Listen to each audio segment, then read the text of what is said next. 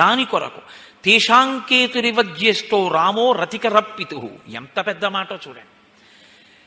తండ్రికి కొడుకు పుట్టడం గొప్ప విషయం కాదు, కానీ తండ్రి గారి పరువు ప్రతిష్టలు నిర్ణయింపబడేది కుమారుని వలనే.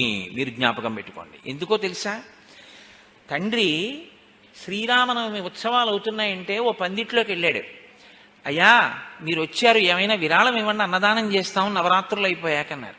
ఒక 100 రూపాయలు రాసి మా అబ్బాయి దగ్గర అడిగి పుచ్చుకోండి రేపు అన్నాడు. ఆ మరునాడు ఆయన సంధ్యావందనం చేసుకుంటున్నాడు. వీళ్ళ రసీదు పట్టుకెళ్ళి వాళ్ళ అబ్బాయికి ఇచ్చి, నాన్నగారు 100 రూపాయలు రాశారండి ఇస్తారా అన్నారు. ఆయనకేం పని పాడా, రిటైర్ అయ్యి 10 ఏళ్ళు అయింది. కనపడ్డ చోటల్లా రాస్తాడు. రాస్తే మీరు రసీదు ఇచ్చేయడమేనా? ఇచ్చేవాడిని నేను, నన్ను అడిగి రాయాలా? ఆయన మాట ఇస్తే రాయాలా? ఆయన్ని అడిగి పుచ్చుకోండి, ఏమిస్తాడో చూద్దురు కానీ అన్నాడు అనుకోండి. ఆ తండ్రి గతంలో ఎంత ప్రతిష్ట సంపాదించుకున్నవాడైనా సరే ఆయనంటూ బాధపడి ఆ రోజు మరణించినంత ఖేదం పొందేది ఎప్పుడు అంటే కొడుకు మాటల వల్ల. కొడుకు రతికరప్పితు, తండ్రిని సంతోషింపచేశాడు రాముడు. దేని చేత? ఒక్కటే, రామా ఇలా రా. ఏనగారండి, ఎందుకు ఇప్పుడు కాదు, పరిగెత్తుకుంటూ వెళ్ళి నిలబడ్డమే. ఇది ఎంత దూరం వెళ్ళిందంటే, రామా నీకు రాజ్యం ఇస్తున్నాను రేపు, ఎందుకు నాన్నగారండి అడగలేదు. రామా నీకు రాజ్యం ఇవ్వట్లేదు, ఎందుకు ఇవ్వరు నాన్నగారండి అడగలేదు. ఇస్తానన్నది నాన్నగారే, ఇవ్వనన్నది నాన్నగారే, నాన్నగారికి ఆ హక్కు ఉంది. ఇది రాముడంటే.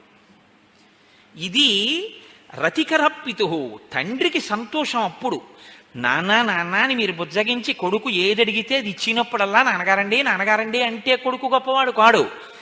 కొడుకు చేద్దామన్న పనిని కారణం చెప్పకుండా తండ్రి పిలిచి నువ్వు అది చెయ్యొద్దు అని చెప్తే, మా నాన్నగారు మహాత్ముడు, పెద్దవాడు, నన్ను కన్నవాడు, నా విద్యాబుద్ధులు నేర్పినవాడు, నా యోగ్యత చూసినవాడు, ఆయన ఎందుకు వద్దన్నారో నేను చేయను. ఏమంటే కనుక్కోండి ఎందుకు వద్దన్నారో, నేను అడగాలా? అడగక్కర్లేదు, మా నాన్నగారు వద్దన్నారంతే అన్నాడు అనుకోండి, ఆ తండ్రికి గజారోహణం చేయించినట్టుంది. చాలు నాకు అటువంటి కొడుకని.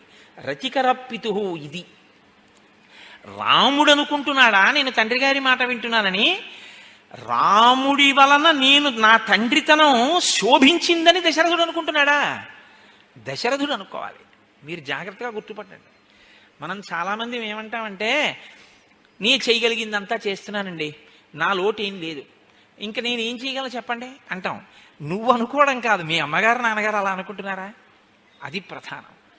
మీ అమ్మగారు నాన్నగారు అలా అనుకోవాలి. అలా అనుకుంటే కొడుకుగా నీ కర్తవ్యం పూర్తయినట్టు. బాధ్యత అన్న మాట వాడకండి. బాధ్యత వేరు, బాధ్యత అన్న మాట వాడకూడదు. బాధ్యత అన్న మాట ఎప్పుడు జ్ఞాపకం పెట్టుకోండి, మిమ్మల్ని పతనం వైపుకి తీసుకెడుతుంది.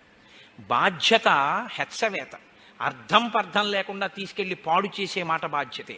బాధ్యత నెత్తికెత్తుకుంటే 7 తరాలకి దాచినా మీకు చాలదు. కర్తవ్యం మీరు జీవితంలో అలవాటు చేసుకుంటే, మీరు చెయ్యవలసిన పని మీరు చేశారు, వాడి యోగ్యతలు వాడి ఇష్టం. నా కొడుక్కి ఇంజనీరింగ్ ఫీజు కట్టాను, ఇంజనీరింగ్ కాలేజీలో జాయిన్ చేశాను, ఒక హాస్టల్ చూశాను, వాడి అడిగిన రూమ్లో పెట్టాను, పుస్తకాలు ఇచ్చాను. వాడు ఇంజనీరింగ్ చదువుకుని పేరు పక్కన బీటెక్ తెచ్చుకుంటే, వాడు కనపడినప్పుడల్లా వాడికి మంచి మాటలు చెప్పాను. వాడు చెడిపోతే నీ అనుష్ఠానం నువ్వు పాడు చేసుకోవద్దు. నీ కర్తవ్యం పూర్తయింది. నువ్వు చెయ్యవలసింది చేయడం కర్తవ్యం. అంతకు మించి నువ్వు అనుకున్నట్టు అవ్వట్లేదని బాధపడిపోవడం బాధ్యత. నీ వ్యక్తిత్వాన్ని పాడు చేస్తుంది బాధ్యత, నీ వ్యక్తిత్వాన్ని నిలబెడుతుంది కర్తవ్యం. అందుకే మనిషి ఎప్పుడు కర్తవ్యనిష్టతో నిలబడాలి. మీరు చూడండి, ఎప్పుడు మాట్లాడినా మన శాస్త్రాలు కర్తవ్యం అన్న మాటే మాట్లాడతాయి. కర్తవ్యం దైవమాన్నికం. లే సంధ్యావందనం చెయ్యి, చేయకపోతే కర్మ శిష్యుడిది. ఎంతవరకు విశ్వామిత్రుడు చెప్తాడంతే, వినకపోతే విశ్వామిత్రుడు ఇలా వేళ్ళు విరవకూడదు. చూసావానండి, చెప్పానండి, రాముడు లేవలేదండి, నీ పని నువ్వు చేసుకోవాలి బస్. ఒకనాడు వృద్ధిలోకి వస్తాడు, ఒకనాడు చేస్తాడు. నా వెంట వచ్చాడుగా, అదే గుర్తు మార్పుకి. ఒకనాడు చక్కటి స్థితిని పొందుతాడు, లోపల మాత్రం మంచి ఆశీర్వచనించి నువ్వు కదిలిపోకు. ఇది కర్తవ్య నిష్ట. కాబట్టి తేషాం కోయతిరివజ్యేష్టో రామో రతికరప్పితు బభూవ భూయో భూతానాం స్వయంభూరివ సమ్మతః సర్వే వేద విధ శూరాః సర్వే లోకహితే రతాః సర్వే జ్ఞానోపసంపన్నాః సర్వే సముదితా గుణైః. చాలా పెద్ద శ్లోకం అండి, చాలా పెద్ద శ్లోకం, నిజానికి చాలా గొప్ప శ్లోకం. ఇది నాకైతే అనిపిస్తుంది ఈ శ్లోకం నేను అనేక పర్యాయాలు కళాశాలల యందు ఉపన్యాసాలు ఇవ్వడానికి వెళ్ళినప్పుడు నేను ఈ శ్లోకాన్ని ఎక్కువగా ఉదాహరిస్తుంటాను. సర్వే వేద విదః శూరాః. ఒక అధ్యాపకుడు, ఆచార్యుడు, గురువు, మీరే పేరుతో పిలవండి, కించిత్ భేదం, ఒక బోధ చేసేటప్పుడు ఆయన ఉద్దేశ్యం ఏమిటి అంటే అది అందుకోవాలి ఎదురుగుండా ఉన్న వాళ్ళని. తప్ప ఇప్పుడు నేనే శ్రీరామాయణం మీద 4 మాటలు చెప్పడానికి వచ్చాను. నా ఉద్దేశ్యం ఏమిటి? నాకు తెలుసున్నది అన్నది ఏదైనా ఉంటే మీ అందరితో దాన్ని పంచుకోవాలి అన్నది నా ఉద్దేశ్యం. నాకు తెలుసునని కానీ మీకు తెలియదని కానీ కూర్చున్నవాడని మాత్రం కాదు. నేను మిమ్మల్ని అడ్డుపెట్టి చెప్పుకుని ధన్యుడినవుతాను అని. ఒక గురువు బోధ చేస్తే వాడు ఆవలించి కునుకుతున్నప్పుడు ముఖ్య విషయాలు చెప్దాం, వాడు వినకుండా మిగిలిన వాళ్ళు వింటారని చెప్పడం. అందరూ వినాలనే చెప్తాడు. మరి అందరూ ఎందుకు సమాన స్థాయిలో అందుకోలేకపోతున్నారు? మీరు గమనించండి. అంటే గురువు యొక్క హృదయాన్ని, దానికే ఈ రెండిటికి మధ్యలో వచ్చే మాటని శాస్త్రం ఏమందంటే శ్రద్ధ అని పిలిచింది. మా గురువుగారు మాట్లాడుతున్నప్పుడు నేను వినకపోతే, నా దృష్టి ఇతర విషయముల వైపుకి వెళ్ళిపోతే, నేను నా జీవితంలో అత్యంత ప్రయోజనకరమైనటువంటి విషయాన్ని పోగొట్టేసుకుంటాను. కాబట్టి వినడం తప్ప, శృణ్వం తపః భద్రం కర్ణేభి శృణయామ దేవాః అంటాం. మా చెవులు భద్రముగా ఉండుగాక, ఎప్పుడూ ఈ మాటలను వినుగాక.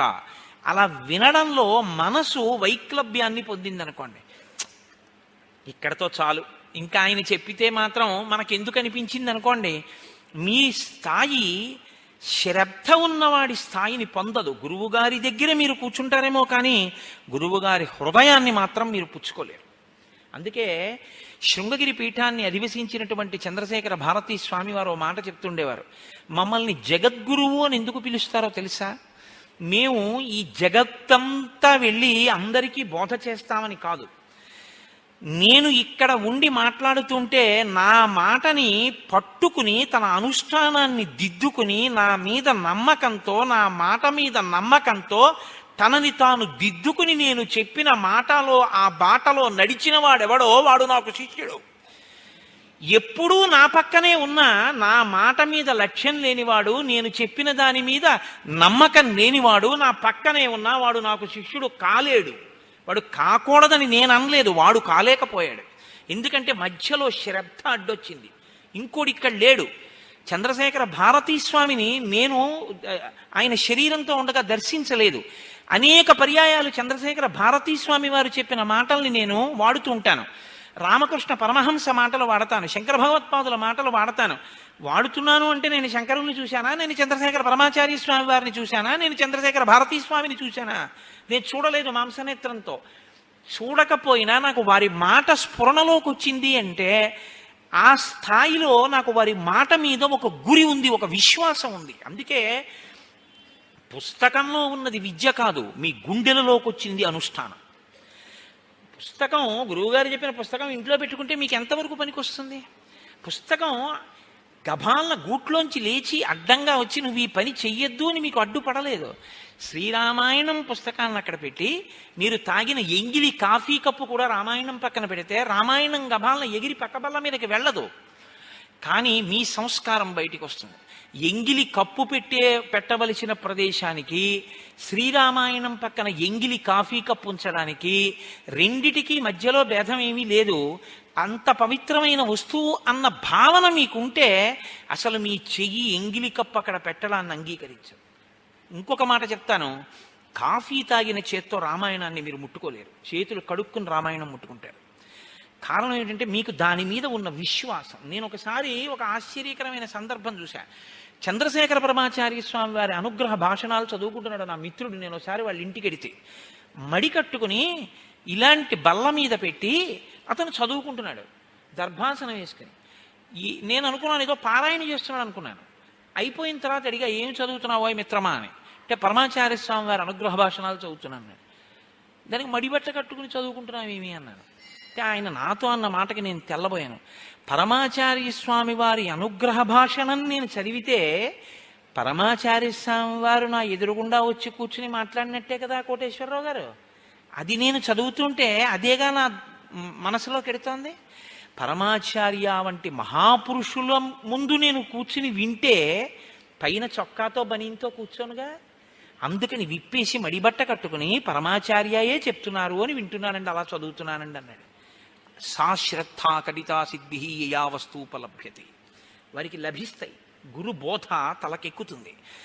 సర్వే వేదవిద శూరాహ. ఎక్కడొచ్చింది ప్రజ్ఞ? వశిష్ఠుడి దగ్గర రామ లక్ష్మణ భరత శత్రుఘ్నులు నలుగురు విన్నారు. రాముడు నేర్చుకున్నంత లక్ష్మణుడికి రాలేదు, లక్ష్మణుడు నేర్చుకున్నంత భరతుడికి రాలేదు, భరతుడు నేర్చుకున్నంత శత్రుఘ్నుడికి రాలేదు అని మీరు చెప్పే అవకాశం రామాయణంలో ఉందా? లేదు. గురువుగారు ఏం చెప్పారో అది నలుగురికి సమానంగా వచ్చింది. అంటే ఇప్పుడు శ్రద్ధ నలుగురిది ఎటువంటిది? ఒక్కలాంటిది. ఇది ఎవరి అదృష్టం? తండ్రి అదృష్టం. ఎంత సంతోషపడిపోతాడు ఆ తండ్రి. ఏమి పిల్లల్ని కన్నావయ్యా దశరథ, ఏది చెప్తే అది నలుగురు పట్టుకుంటారు, నలుగురు అనుష్ఠిస్తారు. ఇంకా భేదం లేదు నలుగురి మధ్యలో, ఒక్కలా పట్టుకుంటారు. గురువుగారు చెప్పాక పరీక్ష రాస్తే నలుగురి ఆన్సర్ పేపర్ ఒక్కలా ఉంటుంది అనమాట. అంత బాగా అర్థం చేసుకున్నారంటే గురు హృదయాన్ని పట్టుకోగలిగినటువంటి శ్రద్ధ కలిగినటువంటి వారు. శ్రద్ధ ఉండడం ఒక ఎత్తు. సర్వే వేద విద శూరాహ. గురువు దగ్గర విన్నారు వేదాలన్నింటినీ, బాగా తెలుసుకున్నారు. సర్వే లోక హితేరతాహ. లోకముల యొక్క హితమునందు కోరిక ఉన్నవాళ్ళు. ఇది చాలా చాలా అవసరం అండి. ఒకరికి గొప్ప అందం ఉంటుంది, అది ఎందుకు పనికొస్తుందంటే అమాయకుల్ని పాడు చేయడానికి పనికొస్తుంది. ఒకడికి విద్య ఉంటుంది, ఎందుకు పనికొస్తుందంటే అహంకరించడానికి పనికొస్తుంది. జ్ఞాన కలునిలోని శరదయువోలే అంటారు పోతన గారు. అది దేనికి పనికొస్తుందంటే ఆయన అహంకారం పొందడానికి పనికొచ్చింది ఆ విద్య. ఒకడికి ధనం ఉంటుంది, దేనికి పనికొచ్చింది అంటే దాచి దాచి దాచి తుదకు దొంగలకిత్తురో దొరలకవునో. లేకపోతే దాని మీద భ్రాంతి పెంచుకుని పెంచుకుని పెంచుకుని మార్కండేయ పురాణంలో చెప్పినట్టు అదే తలుచుకుంటూ శరీరం విడిచిపెట్టి ఎక్కడ ఏ భోషాణంలో పెట్టి డబ్బు బంగారం నగలు దాచాడో దాని మీద భ్రాంతి పోక చీకటిగా ఉన్న ఆ భోషాణం కిందకి ఎవరైనా వచ్చి తీసేస్తారేమోనని తన కొడుక్కి తన బిడ్డలకే దక్కాలన్న భ్రాంతితో దాని కింద విషం తోకలో పెట్టుకుని నోట్లో పెట్టుకుని పాము పిల్లో తేలో జెర్రోయి కింద పడుకుని ఉంటాడు చీకట్లో చమాయింపులో. ఎందుకంటే ఎవరొస్తారో కరిచేద్దామని. తీరా వచ్చి కొడుకు తీస్తూ ఉంటాడు, ఎవరో తీసేస్తున్నారు, అమ్మో ఖర్చు పెట్టేస్తున్నాడు, పాడు చేసేస్తున్నాడు, వెళ్ళి కుట్టబోతాడు. దేని పెట్టి కొడతాడు? చెప్పుచ్చు కొడతాడు. కొడితే చచ్చిపోతూ అనుకుంటాడు, ఇంత సంపాదించాను, ఇక్కడ కాపు కాశాను, చెప్పెట్టి కొట్టి చంపేస్తున్నాడు. తీరింది భ్రాంతి అంది మార్కండేయ పురాణం. దేని మీద పెట్టుకున్నావో అది నిన్ను ఉద్ధరించేది కాదు. సర్వే లోకహితే రతాహ. రాముడు లక్ష్మణుడు భరతుడు శత్రుఘ్నుడు నేర్చుకున్న విద్యలు వాళ్ళని పాడు చేసుకోవడానికి పనికి రాలేదు. మాకింత ధనుర్వేదం వచ్చు కదండి, అయిందానికి కాందానికి బాణాలు వేసేస్తాం అస్త్రాలు వేసేస్తాం అనలేదు. మాకింత విద్యొచ్చు కదండి మేము అహంకరిస్తాం అనలేదు. మేమింత అందగాళ్ళం కదా, పుంసాం మోహన రూపాయ పుణ్యశ్లోకాయ మంగళం. నా తండ్రి మగవాళ్ళు మోహించారు మా స్వామిని చూసి, రామచంద్ర ప్రభువుని. అయినా తనంత తాను విధించుకున్నటువంటి షరతు, నేను ఏకపత్ని వ్రతుణ్ణి. అన్ని చదువుకున్నాడు, ఆయనకి మాట్లాడడం చేత కాదా? రామో దీర్ణాభిభాషతే. అమ్మా నేను 2 మాటలు మాట్లాడినా, ఒక మాట అన్నానా అది జరగవలసిందే, అందుకే తక్కువ మాట్లాడతాను, ఎక్కువ మాట్లాడ్డు రామచంద్రమూర్తి. ఇది క్రమశిక్షణ. ఈ క్రమశిక్షణ వల్ల ఎవరు దానివల్ల సుఖాన్ని పొందారు? లోకం సుఖాన్ని పొందింది. సర్వే లోకహితే రతాహ. ఇది పండినప్పుడు లోపల ఆ విద్య పనికి మాలింది కాలేదు. ఆ విద్య అడ్డు పెట్టుకుని సమాజాన్ని ఎలా పాడు చెయ్యొచ్చో నేర్చుకోలేదు. మీరు అందుకే చూడండి, మీకు ఒక మాట చెప్తాను, దీనికి పరాకాష్ఠ ఎక్కడుంటుందో తెలుసా అండి? భయము అని ఒక మాట ఉంటుంది.